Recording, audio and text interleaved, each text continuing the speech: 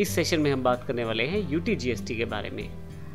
यदि आप चंडीगढ़, अंडमान निकोबार, दमन एंड दीव, लक्षद्वीप, दादरा नगर हवेली इत्यादि से संबंधित हैं, यानी कि यहाँ से यदि आप संबंध रखते हैं तो यहाँ पे एसजीएसटी अप्लाई नहीं हो रहा, यूटी जीएसटी अप्लाई हो रहा है। इसका क्या कारण है और ये क्यों ऐसा है?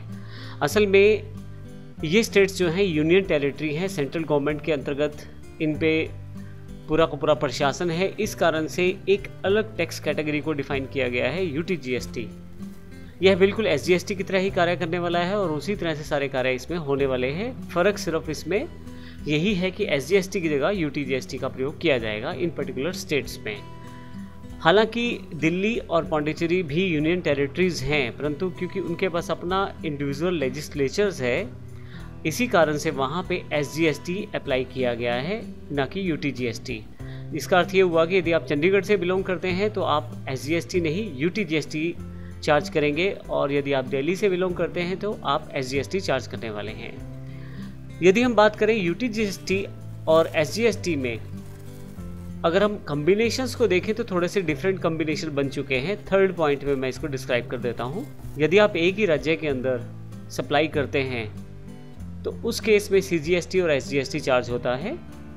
यदि आप यूनियन टेरिटरीज़ के अंतर्गत सप्लाई करते हैं, एक ही यूनियन टेरिटरी के अंतर्गत बात करें तो सीजीएसटी के साथ यूटी जीएसटी चार्ज होता है, एसजीएसटी चार्ज नहीं होता।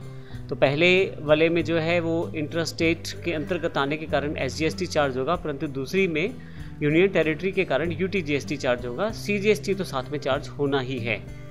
इसके अतिरिक्त इंटरस्टेट और यूनियन टेरिटरीज में आपस में, यानी कि एक राज्य से दूसरे राज्य पर जाने पर आईजीएसटी चार्ज होगा। तो इस तरह से ये कुछ एक डिफरेंट टाइप का एक सिस्टम तैयार किया गवर्नमेंट के द्वारा, जिससे आसानी से यूनियन टेरिटरीज का जो टैक्स है उसे भी कलेक्ट किया जा सके यूटी जीएसटी के अंतर्गत। अगले सेशन में हम एचएसएन कोड और एसएससी कोड के बारे में जानकारी लेंगे और देखेंगे किस प्रकार से ये कोड हमें मदद करते हैं डिफरेंट टाइप के प्रोडक्ट्स को अलग आइडेंटिटी प्रोवाइड करने के लिए, और किस तरह से इसके कोड्स की वजह से जीएसटी टैक्स जो है डिफर कर सकता है यदि कोड सही न लगा हो।